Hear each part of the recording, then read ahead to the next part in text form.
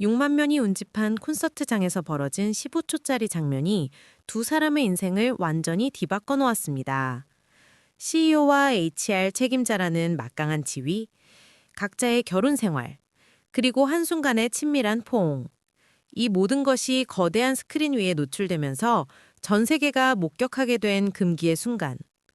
오늘은 단순한 키스캠이 어떻게 기업 스캔들로 그리고 사회 전체를 뒤흔든 논란으로 번져나갔는지 그 충격적인 진실을 파헤쳐 보겠습니다. 2024년 7월 16일 콜드플레이의 뮤직 오브 더 스피어스 투어 현장. 크리스 마틴이 무대에서 열창하는 사이 공연장의 거대한 스크린은 관객석을 훑어가며 커플들을 찾고 있었습니다. 바로 그때 카메라가 포착한 장면. 두 남녀가 서로를 안고 있다가 자신들이 스크린에 비춰진 것을 깨닫는 순간 급히 몸을 돌리며 얼굴을 가리는 모습. 크리스 마틴은 즉석에서 저 두 사람 불륜 중인가요? 아니면 그냥 부끄러운 건가요? 라고 농담을 던졌습니다. 관객들은 웃었지만 이 한마디는 곧 전 세계를 향한 폭찬 선언이 되었죠. 그들의 정체는 곧 밝혀졌습니다. 앤디 바이런, 당시 데이터 기업 애스트로너머의 CEO였고 그 옆의 여성은 같은 회사 HR 책임자 크리스틴 카봇이었습니다. 문제는 둘 다 이미 결혼한 상태였다는 것이었어요. 영상이 SNS에 퍼지기 시작하면서 상황은 걷잡을 수 없이 번져나갔습니다. 불과 몇 시간 만에 두 사람의 신원이 만전히 노출되었고 그들의 사생활은 인터넷 수사대의 표적이 되었죠.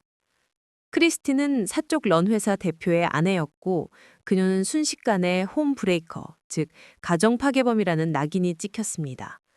온라인 댓글창은 분노한 네티즌들로 가득 찼고 900건이 넘는 협박성 메시지가 그녀에게 쏟아졌습니다. 여기서 우리가 주목해야 할 통계가 하나 있습니다. 최근 조사에 따르면 직장 내 불륜이나 부적절한 관계는 전체 직장인의 약 40%가 경험하거나 목격한다고 합니다. 하지만 대부분은 은밀히 처리되죠. 이번 사건이 특별한 이유는 그 비밀스러운 순간이 6만 명 앞에서 공개되었다는 점입니다. 인터넷은 무자비했습니다. 가짜 사과문까지 돌아다니기 시작했고 아스트로노무는 이를 위조된 게시물이라며 진화에 나서야 했어요. 사건 발생 3일 후 애스트로너머는 충격적인 발표를 했습니다. 앤디 바이런이 CEO직에서 사임한다는 것이었죠. 회사는 내부 조사를 시작했다고 발표했지만 이미 주가는 급락하기 시작했습니다. 며칠 뒤 크리스틴 카봇도 HR 책임자직에서 사임했습니다. 두 사람의 동반 사임은 이들 사이에 뭔가 있었다는 추측을 더욱 부채질했어요. 기업윤리 전문가들은 이 사건을 두고 CEO와 HR 책임자 간의 관계는 명백한 이해 충돌이라고 지적했습니다. HR 부서는 직장 내 부적절한 관계를 감시하고 처벌하는 역할인데 그 책임자가 CEO와 의혹의 중심에 섰으니 회사 전체의 신뢰성이 무너진 거죠. 더 충격적인 것은 회사가 일시적으로 귀네스 팔트로, 즉 크리스 마틴의 전 부인을 대변인으로 세웠다는 보도였습니다. 아이러니한 상황이 아닐 수 없었어요. 사건의 여파는 직장을 넘어 개인의 삶까지 파괴했습니다. 2025년 8월 크리스틴 캐봇은 공식적으로 이혼 소송을 제기했습니다.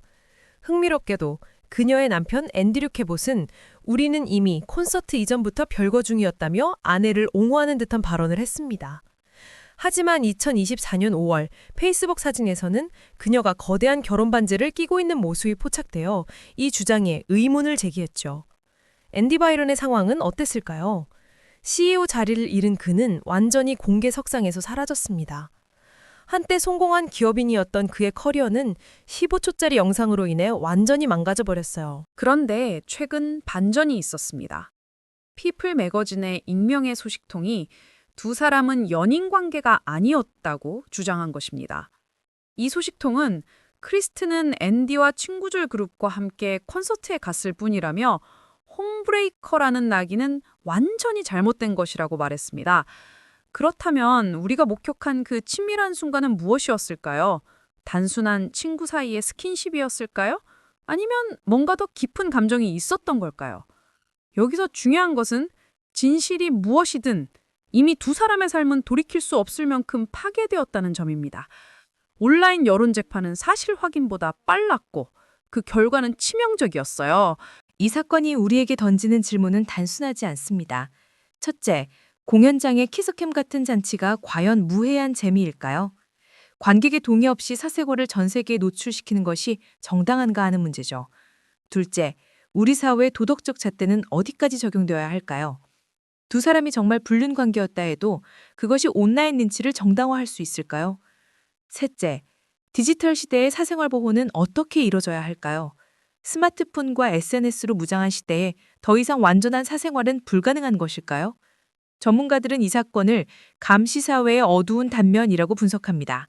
우리 모두가 잠재적 감시자이자 피감시자가 된 시대, 한순간의 실수나 오해가 인생 전체를 망칠 수 있다는 무서운 현실을 보여준 사례라는 거죠. 크리스 마틴은 이후 다른 콘서트에서 이 사건을 언급하며 키스캠은 계속할 것이라고 말했습니다.